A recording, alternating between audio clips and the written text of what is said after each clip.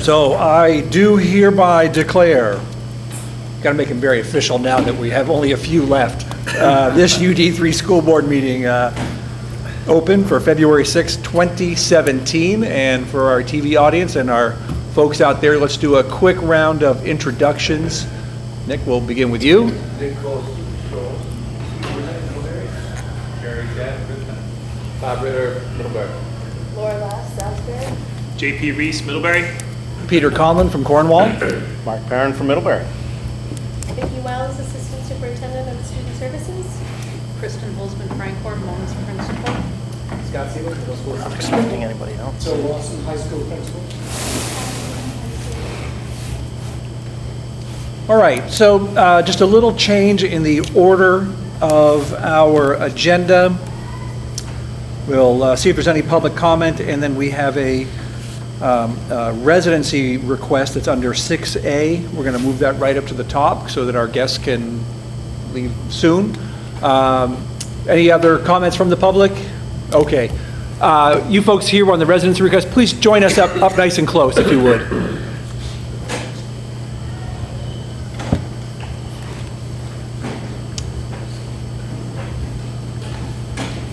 All right, so. I'm Lisa Bassett. I'm Helen Meyer. Hi. And Amy's here to support Amy Piper from the middle school. Okay. And my son Dylan Stearns currently attends 7th grade here at Mums. And late fall, around October and November, we've lived here for 5 years in Middlebury. Our landlords came to us and said they were putting the house on the market. And so we did find housing, however, it's in New Haven. It's right on Dog Team Road, so if we could just move it a couple miles would be good. So what we're asking is for Dylan to be able to complete the rest of his 7th grade year here at Mums. And just a little background on Dylan is last March, February, March, I approached Mary Hogan to actually start preparing him for a transfer to middle school. Because in the past, he is on an IEP. He was adopted when he was 4 and had moved 15 times in that first 4 years of his life. And so just change is really tough for him. And so last spring, I knew it was important to kind of start that process early. And so this year he's done amazingly well. He has really a separate program that I have to commend Amy on putting together for him, where he's in classes, but he's also receiving extra support from Amy. He was just able to actually start attending his regular English class with other peers in approximately November, I believe that happened. And his math skills have really increased also, and so I just feel it would be detrimental for him to have to switch schools.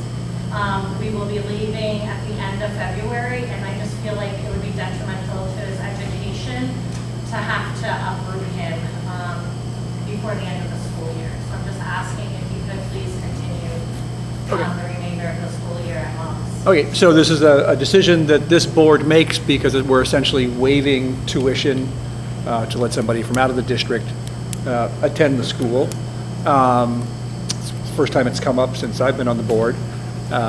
Do we have any comment from the administration on this? We support the request. Okay. As does Central Office. Okay. Any questions from the board on this? So we had, oh yes, I sir. do, yeah. I know generally, you mentioned an IEP, and so generally sped costs follows ascending school. Is this something that we would carry on for the rest of the year, or is this something that would be picked up by New Haven? We would carry it on because it's already built into Amy's schedule, so I don't see it as as a huge extra cost. Okay, thanks. All right. What's the plan for next year? I would love for him to come back. One day at a time? That might be another meeting, we have to fight for that. His father does reside in Ferrisburg, and when we moved here, actually, we moved in February of 2012. I don't know what it is with February. When we moved here in February of 2012, he actually finished off his year in Ferrisburg, and then started at Mary Hogan in the fall of 2012. So the plan is that he will transfer to Virgins if there isn't any other way to have him stay here at Mums. And so that would be, so he wouldn't be going on to New Haven, he would actually go back because he does know Okay. some of the kids from when he was in K1 and 2 in Ferrisburg. I mean, I would love for him to be able to stay here if there was any way that he could, just because he has settled in and he's, you know, and if he was here, he would get taken by his dimples. He's a redhead, early redhead with dimples.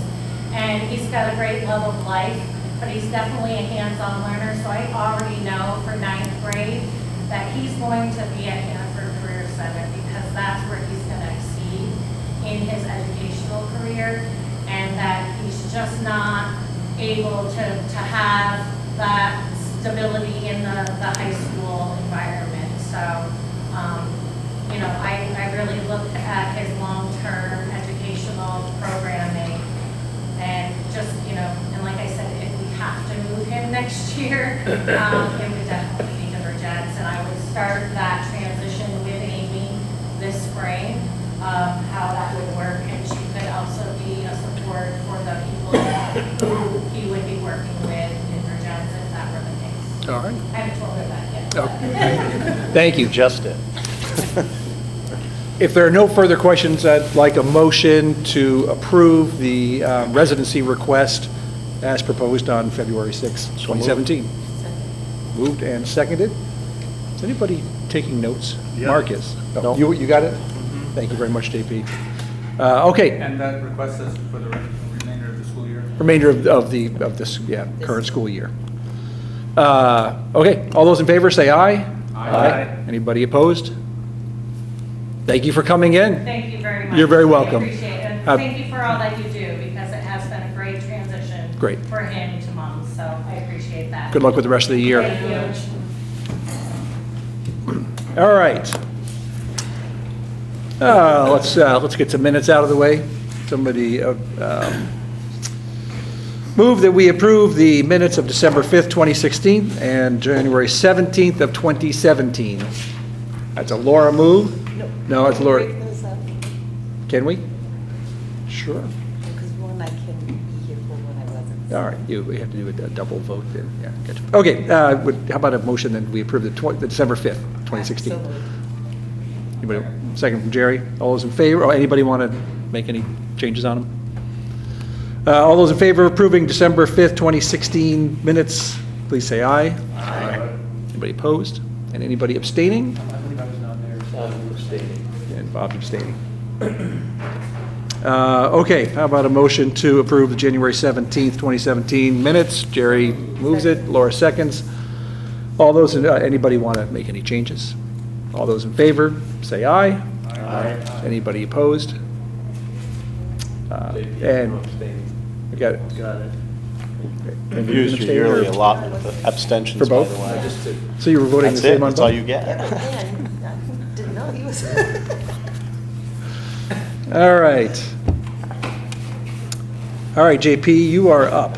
All right, so we have bills to pay, 4 sets of bills. December 6th, from the general fund, $484,648.17. Those were read by Lorraine and myself. December 20th, from the general fund, $1,299,489.52, read by Lorraine and Steve. January 3rd, food service in the amount of $34,420.09, and general fund in the amount of $972,799.65, read by Lorraine and myself. And finally, on January 17th, from the general fund, $940,931.92, read by Lorraine and myself. Are you moving that we approve Please, those? yes. All right, how about a second? Laura seconds. All those in favor of paying the director's orders as reported by JP, please say aye. Aye. Anybody opposed? And we have approved the director's orders. All right. We are now up to 6B on our fast-moving agenda, bank account signer authorization. There was a note there from Josh. This is just the usual signing and you know, be able to use the bank account, especially this one odd one with $90 in it. We have a copy of the resolution. So how about a motion to approve the resolution? Thank you, Laura. Nick with a second. All those in favor of approving the Board of Directors resolution granting the ACSU business manager and/or ACSU superintendent of schools the permission laid out in the resolution, please say aye. Aye. Anybody opposed? And we have granted such power. All right, up to the principals' reports. We have 2 written copies. Do we have questions or comments? I just had a quick comment. It was in regards to the math report you had enrichment classes. And I was just curious as to, there was a mention of Jeopardy and then enrichment classes in the same thing. Are those? The math Jeopardy were in the regular math classes. Mhm. And then math enrichment are the supplementary math classes. So all 7th graders were playing Jeopardy in math leading up to the vacation. So 7th grade is Jeopardy, 8th grade is enrichment. No, 7th grade, 8th grade, I did not have a report on 8th grade math Oh. included in this report. Gotcha. Okay, that's clear. Thanks. Bill, in your report about the Middlebury College students acting as mentors to students, sort of helping them through the process of tests and college and all, how do you go about matching up the, or are there enough to go around? That was my big question. I think Brooke is always looking for more, but that's a program with Brooke Jenny. Mid-camp? Mid-cam. Mid-camp. Yeah. That's the guidance. I think there are enough, and the counselors, I'm not sure how they match them up, but the counseling department works with the college to do that. Yeah. But I assume not everybody gets a mentor. Oh, I thought they did. Oh, There okay. was quite a few. Yeah. They came over and had a breakfast and sort of a meet and greet, and it's pretty full. Yeah, well, that's great. Yeah. Seems like it. It's a great program. All right. Any further questions? Any further items that you all would like to report to us? We will be having a concert next week. It will actually be held up at the high school, and most of the incredible art out in the hallways will move up to the high school to be exhibited there before the concert. Oh, and I had a question. As they were listing the activities, it only listed intramural basketball. Is there still a travel team, or has that gone by the wayside? There's still a travel team. The travel teams are wrapping up their seasons. We just had the Mums Invitational Tournament here this past weekend for the girls' side, 7th and 8th grade. The boys are this coming Saturday here, and they'll be wrapping up their season, and we'll be able to put in all the winter sports results in a future principal's report. And does the intramural program kind of sandwich the travel season still? Same setup that we Yeah. had before, yeah. So, I mean, the beauty of it is that any student who wants to play basketball, no matter their skill level, whether they've ever played before, with the intramural program, they're guaranteed 12 games. There's 6 games in the sort of fall, winter side, and then 6 games in the spring. And then the travel team plays between that. Our coaches select the travel team based on the performance in the first intramural season. All right. Anybody else? Okay, so we now need to make an appointment to the Hannaford Career Center Board. So as we discussed, Laura's term on this board comes to an end in March, which means that also her term on the Hannaford Career Center Board comes to an end. She's willing to give that up a month early so that we can make an appointment and kind of have things continue on as they had been. Do I have that correct? All right. I would say as her former partner in crime at the Career Center, somewhat reluctantly. Yeah. Only from the standpoint that she's got Laura has a lot of years in at the Career Center, as do I. And one of the important things that's happening at the Career Center now is, and the meeting on Wednesday night is when we are officially starting the hiring process for the new director. And even though she could start that process out, she'd have to get reappointed. And with all the transition from UD3 to ACSD and the bylaws which state that you have to be a UD3 member right now to be on the Hannaford Career Board, not an appointment from the UD3 board, that it's, we're doing this, both in Virgins and in Mount Abe as well, to make sure that there's a smooth transition as we move into a next leadership hiring. Yep. And so, with that said, I'd like to nominate for appointment Nick Cosson. Okay. Nick's a good fit in the sense that he can continue on, should he choose, as a delegate from the ACSD board once Better choose. the Hannaford Career Center changes their charter.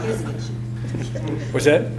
Well, I think that the ACSD board will kind of open up again. Yeah. We'll go through a reappointment process come July 1st when we're sort of up and running officially.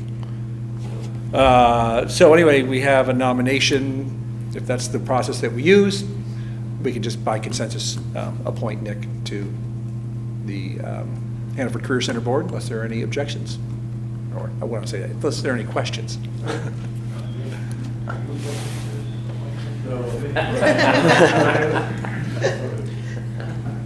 Only one arm? Yeah. Only one arm? Yeah. And once the ACSD board has the power to appoint somebody to that board, we'll have a conversation at that board and see what the level of interest is among everybody. All right, well, we will consider you appointed. Thank you. Great. All right. Thanks, Nick. What's that? Do I put that down as a vote? Oh, all right, let's vote. All right, all those in favor of appointing Nick to the Hannaford Career Center board, please say aye. Aye. Anybody opposed? So be it. Thank you.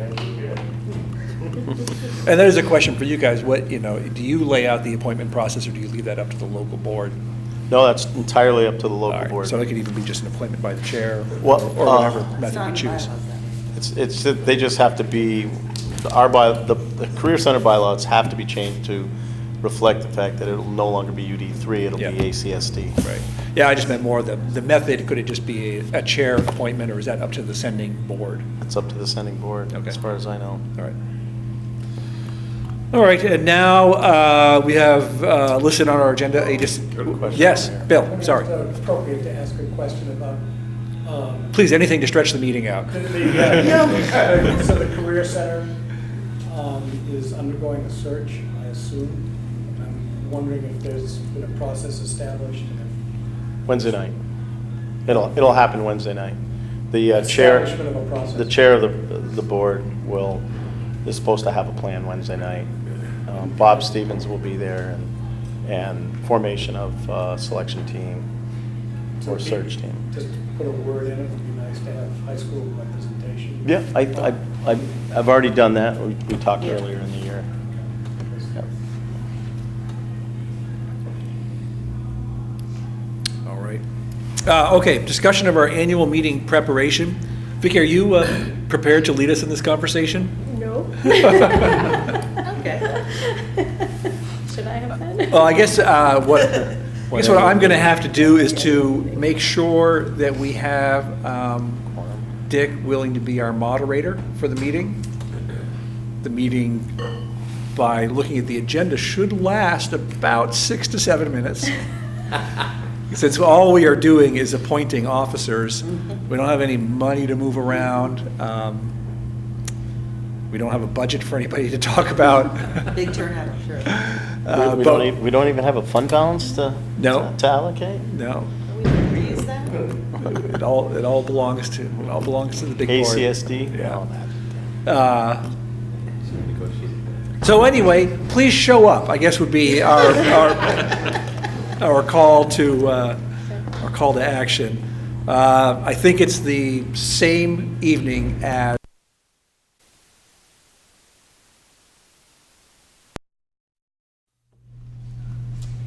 all right. Quorum, I imagine, is probably pretty important. Yeah, we will- Otherwise, we'll have to come back and do it again. That's right.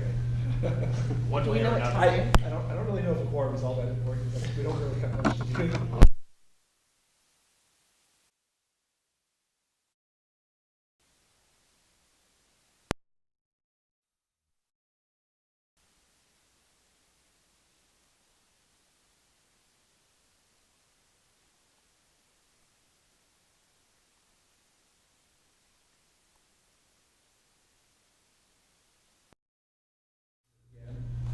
So I'm on the education committee, so it's been kind of an interesting place to be. Yeah. Surprisingly, we haven't talked a lot about Governor Scott's proposal because within the committee. It really took place outside of the full house when there was an attempt to attach an amendment onto a very small bill to at least move the date to May 23rd. And that was pretty soundly defeated, essentially down party lines. Within the committee, we haven't taken it up as a bill to either move the date in the future or somehow mandate that school spending stays frozen.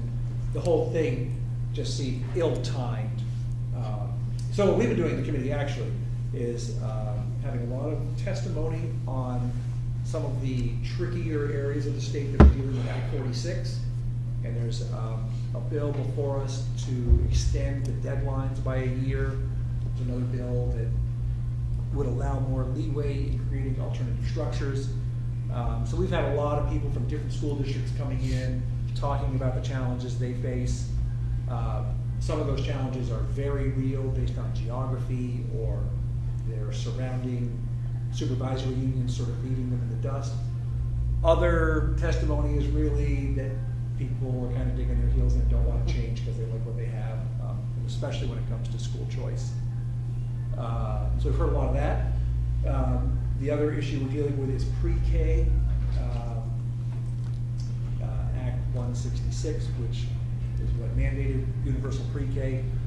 We are looking at trying to correct some issues. Vicki and I have talked about some of them. There's also some philosophical questions about everybody getting a subsidy, regardless of income. So we started debating the idea of maybe means testing it, which is not going over well with providers. I got 3 phone calls today. But it's very preliminary, and we haven't even thought of how we would do it if we were to even entertain that idea. Kind of an overwhelming philosophy is, hey, it's only been in place for less than a year, maybe we should get some more time. So we'll see what happens. And then we have been taking a lot of testimony on career technical education. It seems to be a special subject of the chair, who used to teach at the Essex Technical Center. And kind of with a feeling that career centers are struggling with declining enrollment. They struggle with programs. How do you create a program and then create demand for it? Because if you don't get the kids shining up for it, you don't get to have a program.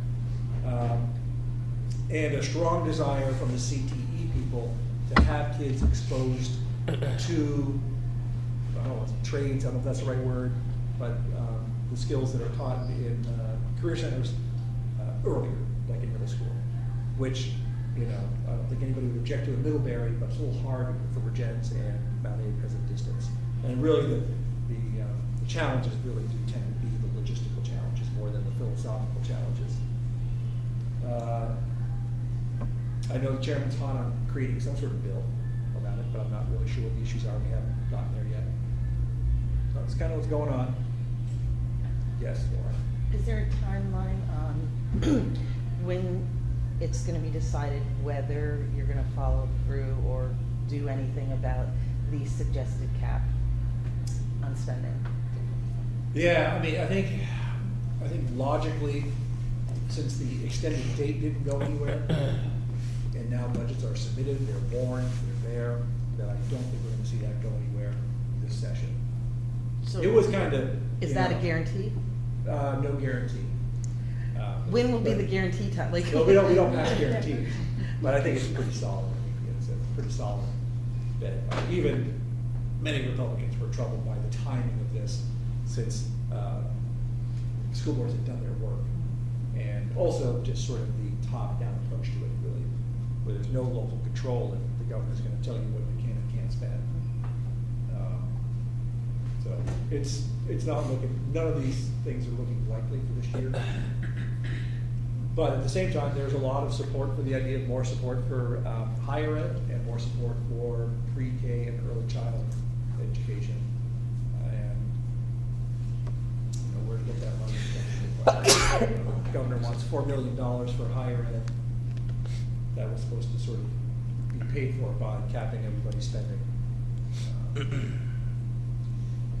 The ACSD budget is a level funded budget, so frankly, you could sneak by fine, but, you know, one of the real issues is that it would lock in spending where it is right now, which, you know, frankly, for this district is okay, because we're a pretty high spending per pupil district. If you compare that with some other ones that are in the $10,000 to $11,000 per student, they'd be locked in at that level, and that seems to fly in the face of equity. So, a lot of issues with it. All right. Well, that's all I got to report on that. Peter? Yes. And if the idea of moving the date back looks like it's dead, would you say that that includes the other ideas of moving higher education and pre-K and pensions into the education fund? Is that dead as well? That I don't know. You know, it's outside the scope of our committee, but at least for this year, it would look unlikely. Yeah. And there's, you know, there's some transferring the retirement and higher ed, everything else into the ed fund, and the money that would go with it to offset that is, you know, it's a definite amount, but then there's no guarantee of an inflation factor on it. It'd be set each year by the legislature, how much more or less would be added. A lot of problems with it. And there's a lot of one-time money, like holding teachers' health insurance at 20%, that is used to fund that doesn't exist. And frankly, doesn't even take into account the fact that we're moving to new healthcare plans. They're completely different. So, none of it looks particularly likely, but there is a desire to fund the other ends outside of pre-K to 12 at a higher level, and how to get there is going to be challenging. And of course, we'll know how much demand there is on the ed fund once budgets are approved, because it's basically, the state collects as much money as is spent in education, and so they'll know more. So everybody did it the way we did it, we'll be fine. The governor can have his money, and we'll move on. But probably not. Anybody want to bring up anything to discuss at a future meeting? Anybody know what our next meeting is going to be? I was just going to ask you when. Yeah, we're gonna, you know, we've got a couple left before July 1st, and then July 1st after that we will exist, but may not meet unless called upon. But there will be, at some point, there will be some property to transfer, got some legal issues to deal with. When do you officially not exist anymore? December 31st. But I read in the paper today that nobody from Middlebury re-upped who was up. I thought it was just JP, But we're all, but I can't remember who else it was. I don't know who it is. Anyway, so they'll have to appoint. Mary Hogan board will have to appoint. I think that's who does it, to the UD3 board. We'll figure it out. Any other business to come before this august board? About a motion to adjourn? Or move to adjourn, all in favor, say aye. Aye. Any opposed? All right, we stand adjourned. Thank you all very much for coming. When are our terms?